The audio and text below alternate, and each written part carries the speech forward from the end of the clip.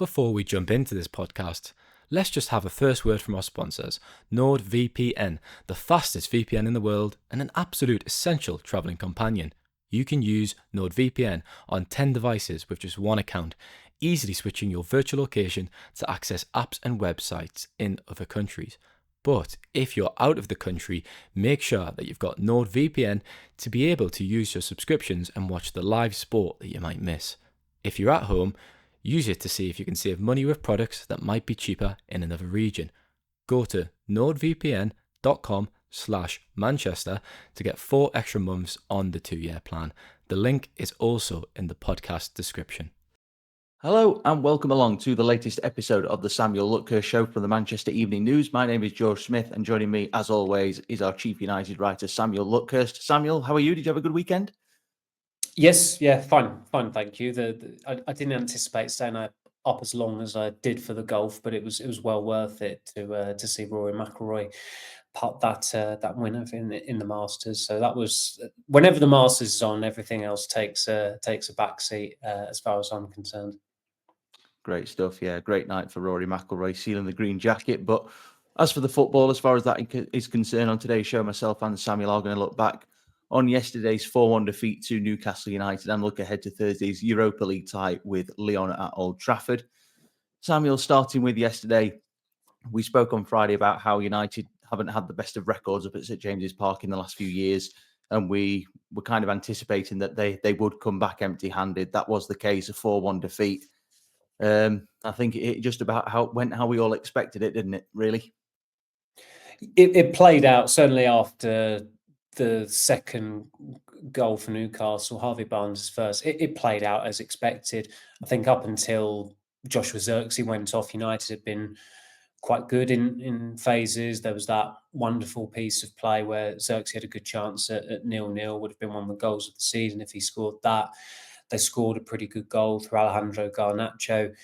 You know, the first half was almost a half of two halves in a way. I thought United were quite accomplished up until Tonali put Newcastle 1-0 up.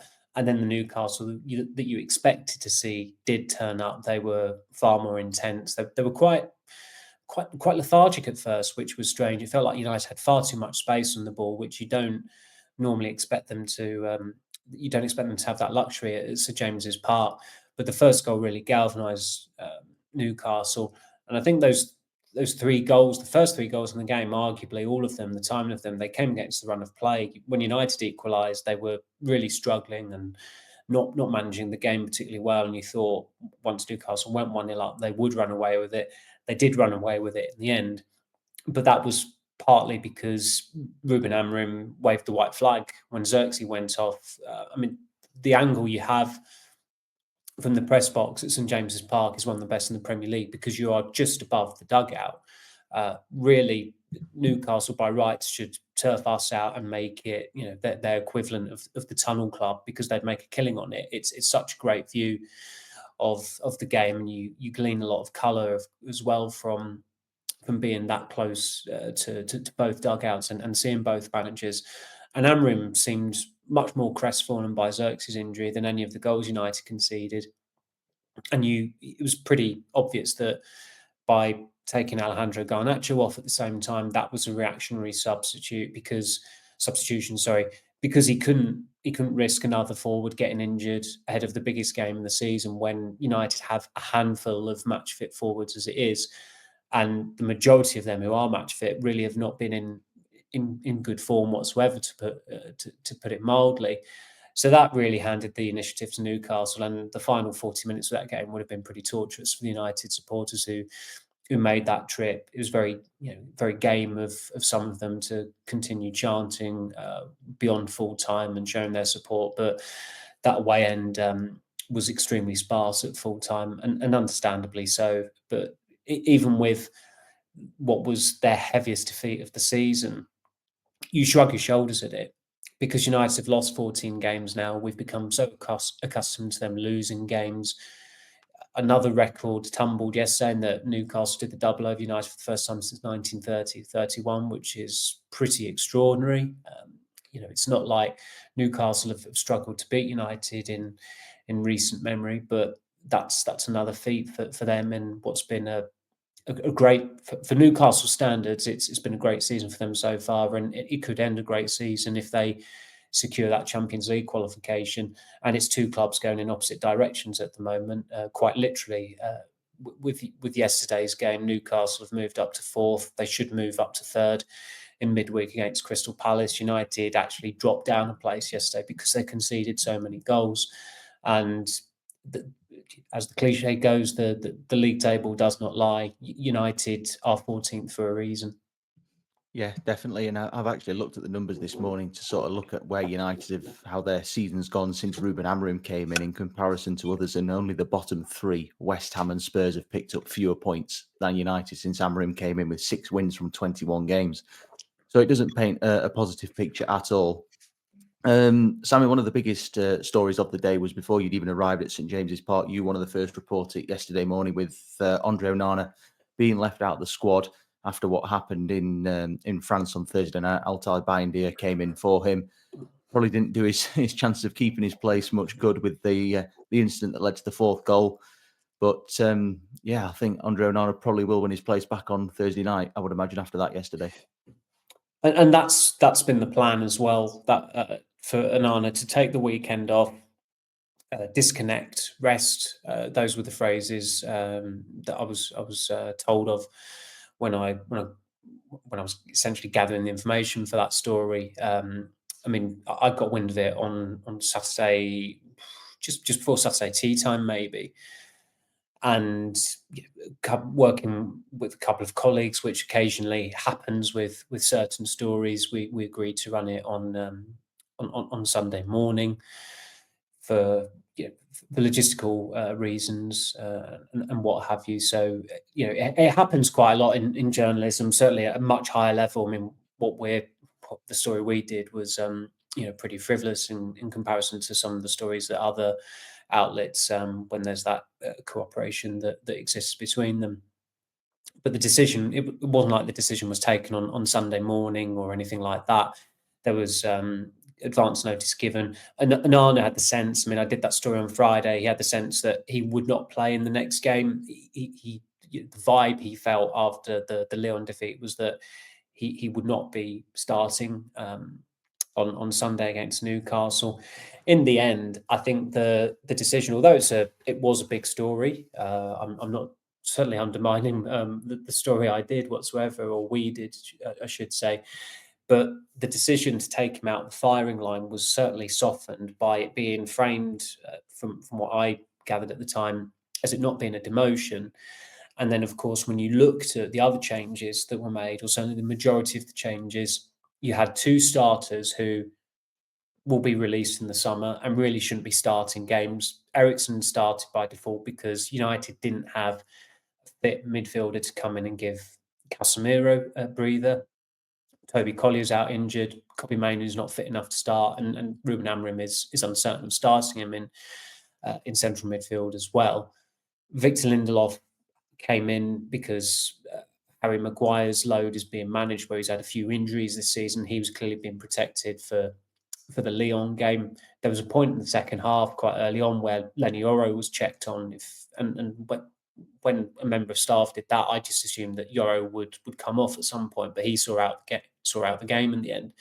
So all these changes and all these selections, and I mean, I should apologise to you because you made the Harry Amass call on Friday, and there he was making his full debut, but also the inclusion of a full debutant, an 18-year-old. All these picks, it just softened the decision to take Onana out of the team and put Bayindir in. And as we wrote on Sunday morning, the plan was for, and still is, for Onana to come back into the side against Lyon. And he should do, because, and I'd have said that 2 or 3 days ago, even after his gaffes against Lyon, because Altay Bayindir is not he is the number 1 at Manchester United, technically, in terms of his squad number, but he is not a good enough goalkeeper for Manchester United. What you see is what you get: a £4.3 million signing from Fenerbahce, who came in as a backup goalkeeper. He's never, ever going to be the first choice at United, and he never should be. And it was some of the things watching him yesterday. I mean, he made a good save from Isak on the follow-up, but the ball was pretty much hit at him, so I don't think it was that good a save. But his kicking from kickoff, just before the game started, Amorim instructed the United players to go back to Bayindir. And when you do that, and it happens quite often, I don't get the thinking behind coaches doing that from a kickoff where you play the ball back to the keeper punts it into territory. Are you doing it as a positional play? I really don't know. So they did that, and Bayindir just pinged the ball into the opposition half, and I think it just dropped to Fabian Schär's feet, and he didn't have anybody around him. So they just gave the ball away there. And there was another point in the first half where Amorim was literally instructing Bayindir how to kick or where to kick the ball. And he went like that. If anyone can see on camera, I'm just narrowing my hands. Essentially, go down the middle. The problem with that is that Joshua Zirkzee, for a pretty tall guy, aerial prowess is not his forte, and especially against Dan Burn and Fabian Schär, you didn't really have a lot of confidence in him to do that. And Amorim was telling Zirkzee then to withdraw and come deeper because that's where he's better used. And United had a bit of joy in doing that. But it got to the point at times in the first half and the second half where United couldn't get out their own third once Newcastle started pressing them intensely. And if they were trying to go long, there was not a breakdown in communication as such, but they just didn't have the skill set from Bayindir to Zirkzee to make that pass and keep the ball. So that's why they were getting penned in so often. And I'm sure everybody or a lot of people have seen the stat that Opta have put out about Bayindir hitting something like 50 odd passes and completing only 27 of them or something like that. The fourth goal was probably the final nail in the coffin for him and his audition because it's a goalkeeping error. It's a clear goalkeeping error. And I think that should also banish the notion of rotating goalkeepers, which I can't imagine there are many people out there who would endorse that. And certainly in recent United history, it has not benefited anyone. It didn't benefit David De Gea and Dean Henderson 4 years ago when Ole Gunnar Solskjaer was so indecisive as to who to play. He actually altered the pattern of rotation so that De Gea would be next in line to start the Europa League final, rather than just saying to both of them, you're starting, you're on the bench. He just altered the pattern of rotation. And Dean Henderson cottoned on so quickly that he told his family, don't travel to Gdansk for the final because I'm not going to be playing in it. And he said that to them before Solskjaer had actually told the squad what the team was going to be. And although De Gea played 2 more seasons, I think that period, the die had been cast and people had started to look at him in a different way. And he was no longer considered among the elite goalkeepers either. Okay, he went on and broke some records with United in his final couple of seasons, most clean sheets, most appearances for a Manchester United goalkeeper, won the League Cup as well. But it was the right decision to get rid of him at that time. And it really, I think it's still, that although it was 2 years before he did leave, that period where he was being rotated with Dean Henderson, it certainly must have influenced the decision making going forward. De Gea and Anders Lindegaard at the start of De Gea's United career, that didn't work either. De Gea only started to properly excel in his first season at United after Lindegaard got injured and De Gea started the final 19 games of that season, and he was excellent during that spell. I mean, if someone's done a comprehensive highlights reel of De Gea's saves from that period, it's well worth a watch because some of the saves he was making were extraordinary, whatever the score. I remember one game against Athletic Bilbao, who were absolutely phenomenal at Old Trafford, one of the best visiting teams come to Old Trafford in my lifetime. Their 3-2-1 win did not do them justice, but De Gea kept the scoreline down. He was brilliant that evening. And so even a manager as great as Sir Alex Ferguson got it wrong with rotating goalkeepers. There was a brief period with Roy Carroll and Tim Howard as well, a season where I think Carroll played some like 30-odd games. Howard played probably 5 or 6 games fewer in 2004-05. At the end of the season, Carroll was released. Howard was replaced by Edwin van der Sar. Whenever you look for a winner in a duel between two goalkeepers that you're rotating, you tend to end up with two losers. So any notion of rotating between now and the end of the season, whatever happens on Thursday night against Lyon, I think that's got to go out the window. Like, just with Onana, get this season boxed off, play him, see how it goes. I don't think whatever he does between now and the end of the season should have a bearing on what United do in the summer. They need a new goalkeeper, probably a new number one goalkeeper, but they will also probably need a backup goalkeeper as well, because I would be looking to absolutely sell Bayern Deer, who should be easy to sell. Tom Heaton will probably retire, and so that there are two vacancies there already. So you're going to need a backup goalkeeper, and you're going to need a competitive goalkeeper at the very least. But I think a lot of people of United persuasion are probably of the mindset now that it's time to look for a number one. And of course, you've done the piece this morning, Samuel, of how United might have to break a long-standing tradition by selling a number one goalkeeper, which has not happened for many, many years. I suppose the question is are there going to be many suitors for somebody like Andre Onana if the club are actively looking to sell him? You did the piece back in January of Amorim wanting a goalkeeper to challenge Onana at the very least. But like you've just said there, it probably is now a point where a new starting goalkeeper is required. Yes, and as we've discussed before, with the PSR calculation and how much you'd require to sell Onana, you're looking at just under 30 million, I think. The interesting thing is that he's joined an agency that has a history of transferring players to the Saudi Pro League.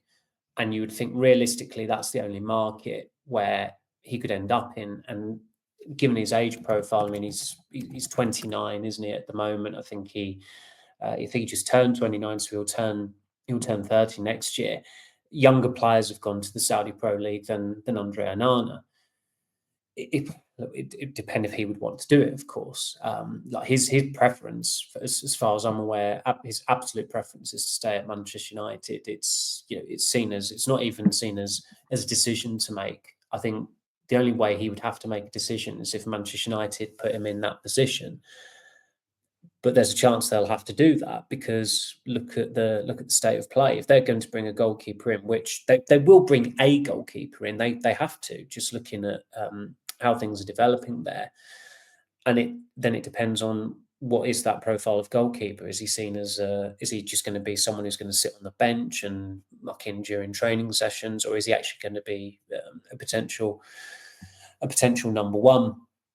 But as I said earlier, they need two of them. As far as I'm concerned, they need someone who is an outright backup, and they need someone who is at the very least going to compete with Onana to possibly supplant him as the new United number one. But I mean, I underestimated it. I went through going through the brilliant MUFCinfo.com website, which is extraordinarily comprehensive, leaves no stone unturned in terms of United statistics. But post-war, because I didn't want to go pre-war, you could accuse me of lazy journalism, what have you, but I thought post-war is fair enough. But looking through it, there's never been a point where United have just outright or proactively sold a goalkeeper who is their number one at the time. The most drastic measure they've taken was quite recently, and that was releasing David De Gea 2 years ago. And I maintain that was the right decision. De Gea had an okay final season, but I think a lot of people, they harp on about, he got the Golden Glove award. The Golden Glove is an individual award that should be handed out to the collective. It's not just down to the goalkeeper, it's down to the defence as well. And the United defence that season improved immeasurably on the previous season. You had a very good partnership with Rafael Varane and Lisandro Martinez.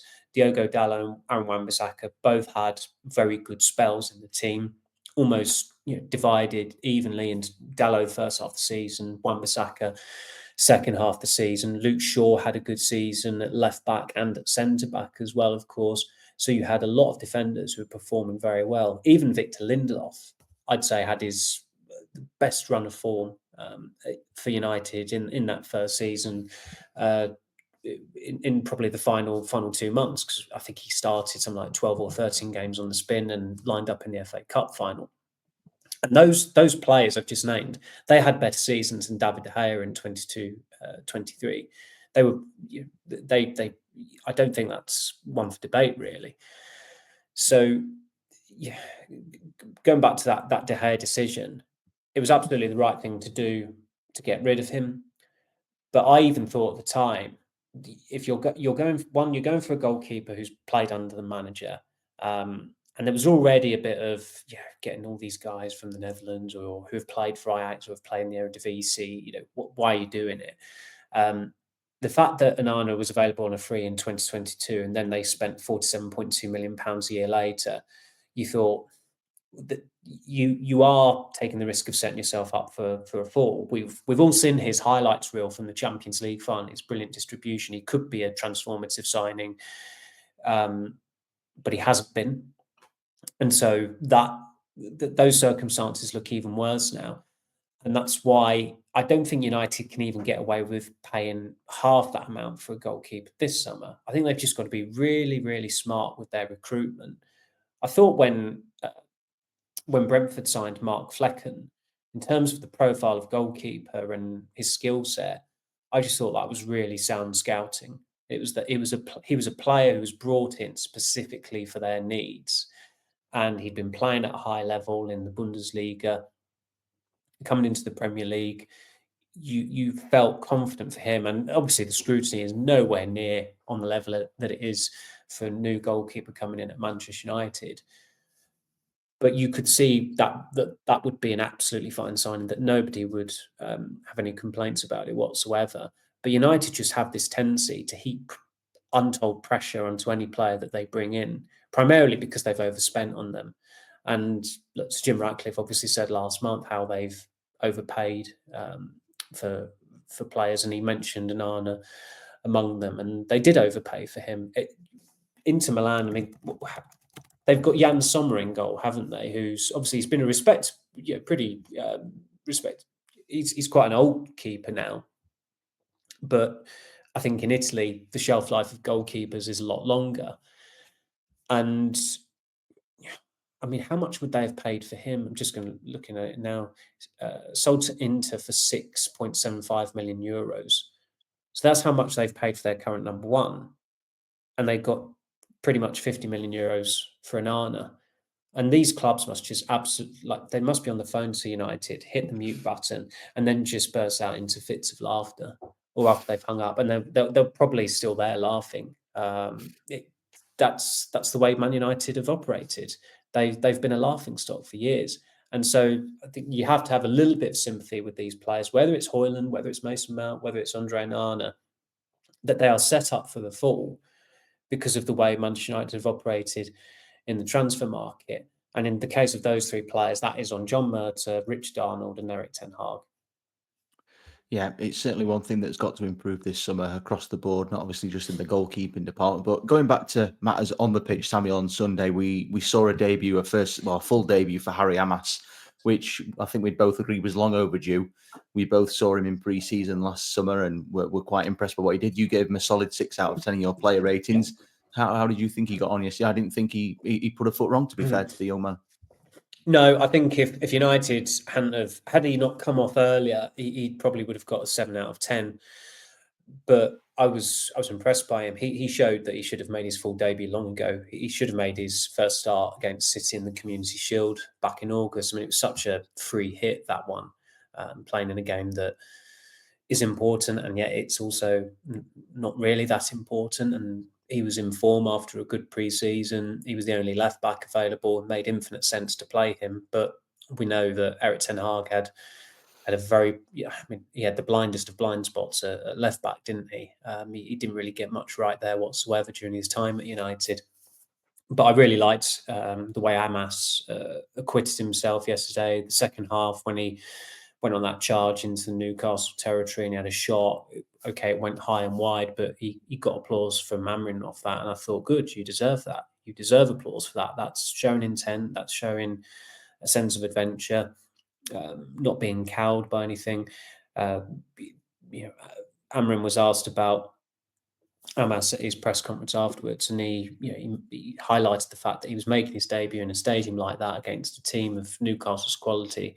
So to perform at that level, that's a positive. And he was the only positive from yesterday. Really, the only out and out positive. You can't look anywhere else in that team and think that went well, this went well. Garnacho scored a good goal, yes, but other than that, I don't think his performance was particularly good. So the more I think about it, I think I probably made a mistake not giving Harry Amass a 7 out of 10. But as I said, he was a victim of the timing when he came off. I think he probably could have continued because it was still before the hour. Okay, it's a big leap going from academy football to men's football, but I think he could have done with another 5 or 10 minutes. But at that point, Amorim was in rotational mode. It was interesting that he took him off still, though, because obviously Xerxes' removal was enforced. Garnacho was to protect him. Harry Amass coming off. I mean, it didn't feel like he was. Nobody's expecting him to start against Lyon on Thursday, and Dorgu coming on. It felt a little bit too premature. I just thought it would have been worth giving Amass another 10 minutes of playing time, but he's again, in terms of looking ahead to the summer, United have got a left back coming in from Paraguay. Is it Diego Leon? Is it? I think his name is. Yeah.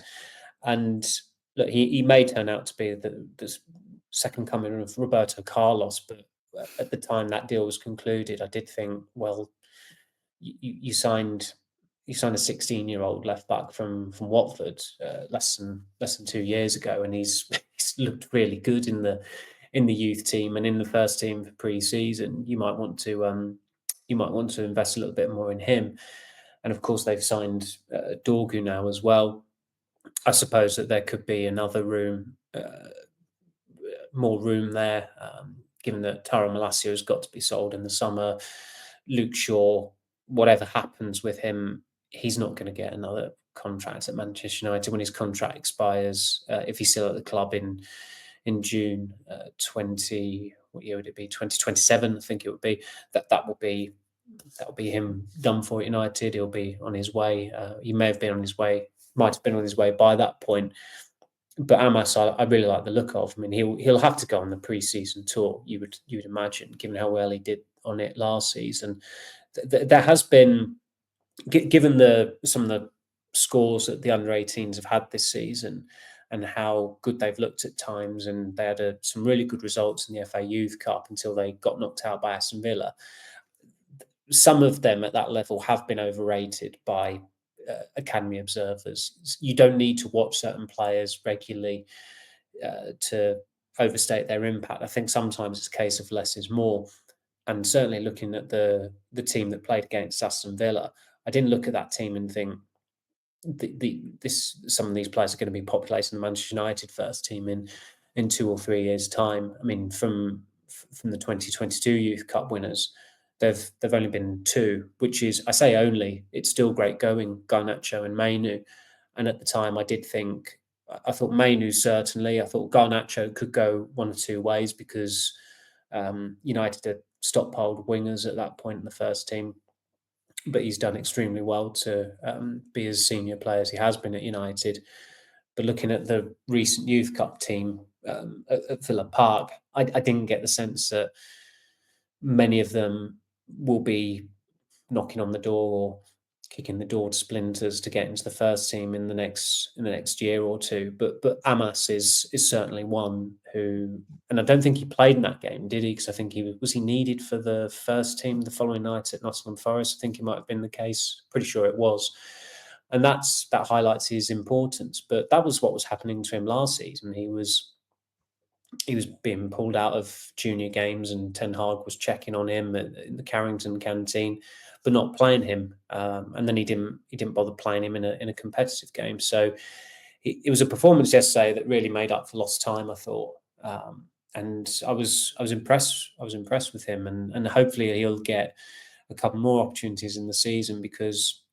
I was surprised by your call on Friday, but it's very prescient, George. So I've got to apologise to you yet again for that. But the fact that Amass was starting ahead of Luke Shaw as well, you could see that as significant. I know Shaw's coming back from injury, but between now and the end of the season, Amass deserves to be starting ahead of Shaw, even when it gets to the point that Shaw is fit enough to start games. And I suspect if Luke Shaw is to survive the last couple of years of his United contract. And if Ruben Amorim is still the manager for the full duration, then it will have to be as a centre-back in a back three for sure. Yeah, I was just going to say that I think Luke Shaw's sort of route back into the team, if he's to have a future, is going to be in that left-sided centre-back role. And I did speak to a couple of Harry Amass's youth coaches back in September, I think it was, and they both sort of picked up on how he's a lot better going forward. And that wing-back role could really suit him. As you mentioned, Samuel, he went on that run yesterday, which ended with a shot. Yes, it went over the top, but it showed his bravery and his positivity to have a go. Yeah. But just lastly, on the theme of the Newcastle game, Samuel, one of the most positive boosts was seeing Aidan Heaven back in the squad. He made the bench, didn't get on the field, but back in the squad, and that is a timely boost ahead of the massive game on Thursday night. Indeed, I saw the squad arrive, and it's not quite as newsworthy as it used to be now. In the embargo time for team news in the Premier League, it's been brought forward. So it's I think since the start of the season, it's been an hour and 15 before kickoff. Away teams tend to arrive about an hour and a half before kickoff for games. So there's a 15-minute window there, probably less than that. So I put the video out, and I was pretty sure that was him. I thought, I'm pretty sure that's Aidan Heaven there, because Amorim had indicated in the week that it would just be the same squad. So it's really, really, really positive that he's been able to come back after what would it have been 4 weeks, 5 weeks ago that he had that injury against Leicester. So it's I think they've dealt reasonably well until yesterday anyway. At centre half with some of the injuries they've had this season. Of course, De Ligt's still out for the time being, and I think it's got to the point there where we'd want more of a concrete update on that, or the extent of it and the severity of it. How long is he likely to be out for?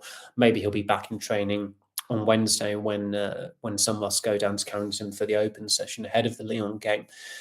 And I just hope for Aidan Heaven's sake that he can regain that momentum he had before he got injured, because in all 4 games he played, whether he was coming on as a substitute or starting the game, he was excellent. He was getting better and better with every game. Yeah, absolutely. I thought it was faultless, to be fair to him.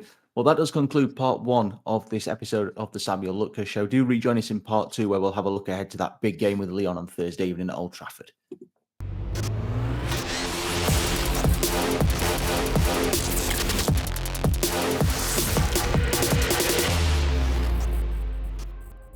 Welcome back to part 2 of the Manchester is Red podcast, the Samuel Luckhurst Show. Samuel, Lyon, as we've mentioned on Thursday night, just like the Real Sociedad game in the last round, it's the biggest game of the season. It's the biggest game of Ruben Amorim's tenure so far. It's do or die time again. We know what needs to be done. I still fancy United to get the job done. I thought they played well in Lyon, aside from the individual errors. I do think that they will progress to the semi-finals. How about yourself? I do still as well. I mean, the game yesterday it was inconsequential in the grand scheme of things. And I mean, Sky Sports have to sugarcoat things or overhype things, because they can't say that this Premier League season has been crap and it's actually, the Championship is more interesting, the National League is more interesting. But they are. The Football League is way more interesting, because we know who's going to win the title. We knew who was going to win the title months ago, and we knew who the 3 teams who were going to get relegated months ago. And the only jeopardy is really the Champions League places. And even before the final game or final games of the season, that could be boxed off. I mean, there's a bit of rancor at Chelsea, isn't there, at the moment? And so 1 or 2 biggish teams or big teams are going to miss out there. But when that's your final day drama, you know that it's not really been a particularly memorable season. And so with yesterday, you've got Roy Keane just in Roy Keane mode, moaning about this, that and the other at Manchester United. And as I said earlier, it's a defeat where you shrug your shoulders at it. Like, why are you so... I can't understand why anybody would be that angry about it. You've just got to be philosophical about it. Even United fans, it's not a defeat that requires counselling. This has been the way for best part of 2 years, because it includes last season as well, 14 Premier League defeats. And also, I think a lot of Manchester United fans possibly feel partly responsible for it, because a lot of them wanted to keep Ten Hag, and they've had to reap what they sow with the outcome, even though Amorim has been in charge for a long, long time, and the majority of the league defeats have come under him. The die was cast by giving Ten Hag another Dutch-centric summer transfer window, and make going from one very different coach to another different coach who plays a completely different system. There are bound to be bumps in the road, but it feels like United have gone all the way down a pothole. But this happened, or people were talking about this months ago, that the Premier League season has been a write-off since late December. I think that Newcastle game, and particularly that first half against Newcastle at Old Trafford back on December the 30th, I think it was. I think from that point on, I just thought they are going to end up in the bottom half of the table. It felt a certainty at that point. And they've not won successive league games all season, which could turn out to be, the most damning aspect of their season, because that is really unforgivable under Amorim or Ten Hag. But Amorim's obviously had more games. To not be able to just win successive league games is absolutely appalling. But it's got to the point now where Amorim has gone into Mourinho mode, where he's given a teenager his full debut, where he's rotated the goalkeeper, where he's given busted flushes a start. The fact that he admitted yesterday, from when Xerxes went off injured, he started looking ahead to Lyon. That was confirmation that this whole mantra of we go one game at a time, the most important game is the next game, it's absolute nonsense. And he made changes yesterday with Lyon in mind, because against Lyon, Casemiro will come back in with Ugarte. Dorgu will come back in on the left. Højlund will have to start, because Xerxes, unless he makes a Lazarus-type recovery, he'll be up front. Fernandes will be with Garnacho as the two playmakers. Harry Maguire will come back into the defence with Lenny Oro and Mazraoui, and Andre Onana will be the goalkeeper. I will be surprised. I mean, somebody could get injured between now and Thursday, but I'll be surprised if that's not the team. And that's because Amorim was looking ahead, which is completely logical, because the Europa League has been the most important thing for United for 4 months, I would say. There was when was the last time we talked about United possibly finishing in the top 4? It probably was before Christmas. They had a dreadful December, and that's really that did it for them as far as the Premier League was concerned. And they've not had the wherewithal to even get successive league wins. And the Europa League, where the quality has been diluted by this brainless format that UEFA have brought in, it's eminently winnable. And you look at Bodo Glimt, who could be semi-finalists. Tottenham, this is the worst Tottenham team in nearly 30 years, and they could be semi-finalists. You've got Rangers, who are also rounds in the Scottish Premiership. They held Athletic Bilbao to a goalless draw last week with 10 men for 80 minutes. They could be semi-finalists as well. You've got the worst Manchester United team since they were relegated 51 years ago, and we still think they will be semi-finalists because we fancy them to get past Lyon. That is how bad the Europa League is. So it's entirely logical for Amorim to get to this point now where he starts to rotate as drastically. It felt reasonably drastic on Sunday, with, as I said, with some of the calls that he made. And it'll be different, I'm sure, for the Wolves game, because they won't have a midweek game.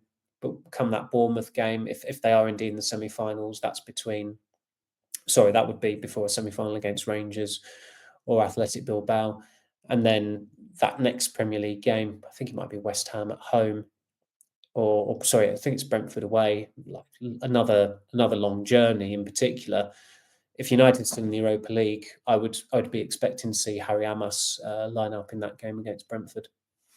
Yeah, I think more changes will definitely be on the cards if that comes to fruition. But while you were talking there, Samuel, I just went back and looked how you mentioned about obviously the sort of December record. It started to go downhill from there a lot steeper, if you like. Since they beat City on the 15th of December, which we all sort of felt this could be the turning point with the way that they won it, they've won 4 league games since then, and 3 of them have been against the bottom 3, which shows just how staggering it has been and how right Amorim is to prioritise the Europa League. And obviously he has to now. But looking at sort of the team selection for And Thursday was night, the other win against Fulham away, it I want to was, say? yeah, it was Jesus. indeed. And that was So, yeah. an unwatched. That was a win with one shot The- on target that took a deflection, and the goalkeeper got a glove on it, and it went off the crossbar. It's kind of win that just typifies United this season. My It's goodness. been good fun, hasn't it? It really has. We'll look back on this season with fondness, I'm sure, come the end of it. But looking at Thursday night, Samuel, there is going to be changes, as you've already mentioned there. It's a guarantee, obviously. Harry Maguire, Dorgu, Hoyland, probably the imminent ones that are going to come back in, Onana as well. I was just wondering what you would possibly do looking at the centre of midfield, because Manuel Ugarte, I would say his performances have progressed in recent weeks. I thought he was particularly poor in possession yesterday, certainly in the sort of the attacking phase of the play. The same on Friday night. Would you Thursday night? Sorry. Would you bring Casemiro back in for him? Casemiro's done quite well in the Europa League, or would you sort of pair them up together? I think it's inevitable they'll be paired up together again, because Amorim has settled on that quite recently. Say recently, probably since the Sociedad tie-in, that they were, that's been the start of this purported resurgence of Casemiro, which I don't buy. But watching Ugarte certainly yesterday and in Lyon, I mean, he's not been good in his recent performances. His use of the ball has been pretty dire, to say the least, and he's been so bad that it gives the illusion that United miss Casemiro. Yeah, we all knew. We said it, didn't we? We said that there was no way Casemiro was ever going to start against Newcastle, and he shouldn't have started against Newcastle, because he might have ended up looking worse than Ugarte did. But trying to look at it through, from the perspective of Ruben Amorim, it's difficult to identify an alternative to Ugarte that he would seriously consider. And just looking at it now, I mean, Casemiro and Ugarte had started 3 games on the spin until yesterday. The only time they'd started more together, funnily enough, was under Ruud van Nistelrooy. He picked them in all 4 games that he was manager, caretaker manager, I should say. So Amorim has settled on that strategy going forward. I think I should correct myself, because obviously Ugarte was injured during the Sociedad games. It was Casemiro coming in that sparked that. So oddly, Amorim has settled on the pair of them in 3 games, and United haven't won any of them. But clearly, it's mainly Casemiro, and how he has got a little bit better recently, and he is certainly better in European ties. I thought he played quite well against Lyon. He was very stable, didn't do a lot wrong, provided balance in midfield. Again, the pace of the game is absolutely to his liking. Premier League football, it's a different entity for him. It's more of a struggle, unless City rock up and they play 4 30-somethings in their midfield, and in which case then Casemiro can keep up. But Mason Mount's still not started a game since the derby in December. So that was more than, I think that was 4 months today, was it? Or tomorrow, on Tuesday. I think it'll be 4 months on Tuesday that he's not started a game. Kobbie Mainoo's not started a game in more than 2 months, and was the last to come on yesterday. United don't have Toby Collier, who wouldn't really come into the thinking anyway. He's only started a few games this season. And Christian Eriksen absolutely will not start, cannot start, should not start. So I don't really see unless you can see an option, George, I don't see an option to put in there. And they're further compromised by Xerxes' probable absence through injury, in that they'll have to play Hoyland, Fernandes, and Garnacho. And ideally, you'd play. I've been slightly surprised how Fernandes has all of a sudden gone back forward when he was playing so well as a midfielder. And clearly, there's a very good reason for that, and it's maybe a question to ask Amorim on Wednesday. That would be the only option if you were to put Fernandes in there, but then you're playing one of Mainoo or Mount as one of the 2 10s, which in principle I don't think is a problem. But they've not started, as I just said, Mount's not started a game in 4 months, Mainoo's not started a game in 2 months, and Amorim has been very careful with them, clearly. So it would feel like quite a leap to put one of those two into the starting 11 for United's biggest game of the season. I was going to actually bring up the point of Mason Mount with Xerxes' injury and sort of put the feelers out to say this could be the perfect opportunity for him to come in after 4 substitute appearances, a good few weeks worth of training now. Was on the bench for the Leicester game prior to the international break as well. But like you've said there, Samuel, the chances are it will be Casemiro and Ugarte in the middle, with Højlund supported by Fernandes and Garnacho just behind him. So maybe Mason Mount possibly might get his chance against Wolves on Sunday. When you consider just how much Amorim has bigged him up and praised him, it does seem a little bit of surprise he's not given him a start yet since he's come back from injury. Well, he's been training for 5 weeks now. I think he came back into training. He ran the gauntlet the day before the Sociedad tie, so that must be 5 weeks ago. I think this midweek he's had is it 3 or 4 substitute appearances now. It's 4, isn't it? 'Cause he's literally come on in the 4 games since the internationals. I mean, that Wolves game could be the flattest United game in living memory if they've gone out of the Europa League. I mean, Wolves are safe, United are safe. Wolves might actually be the ones providing the motivation, because there's a chance they could actually finish United, and they're on a pretty good winning run as well at the moment. So it would be a feather in their cap, and Vitor Pereira's cap, given the good job that he's done there, if they were to rock up at Old Trafford and get a win or get a positive result.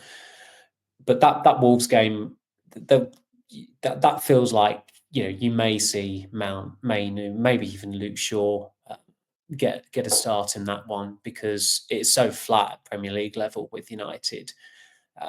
Just as you said, I mean, that is truly startling, staggering stat that they have won 4 Premier League games in 4 months since the City win, which is, as I said earlier, that's 4 months on Tuesday.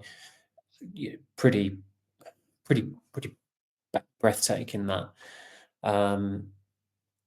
But I'd certainly have been looking at these recent games to have started Mount with a view to getting him into the team for the run-in, because of just for the logical reasons of the relationship between him and Amorim, how much Amorim likes him, and also the fact that Mount would seemingly fit into the system that United play. But it's not happened, and as I said earlier, I think it'd be a long shot for him to come into the starting 11 against Lyon. But certainly Wolves, it would be advisable to put him into the team that day. Absolutely, and that does mark the end of this episode of the Samuel Luckhurst Show. Don't forget to subscribe to our YouTube channel or wherever you get your podcast from. Also, make sure to leave a like and maybe a comment as well. We'll be back again on Friday to reflect on the clash with Lyon and look ahead to the Easter Sunday clash with Wolves at Old Trafford. So make sure you are subscribed when that drops, and we'll catch you again later this week for another episode of the Samuel Luckhurst Show.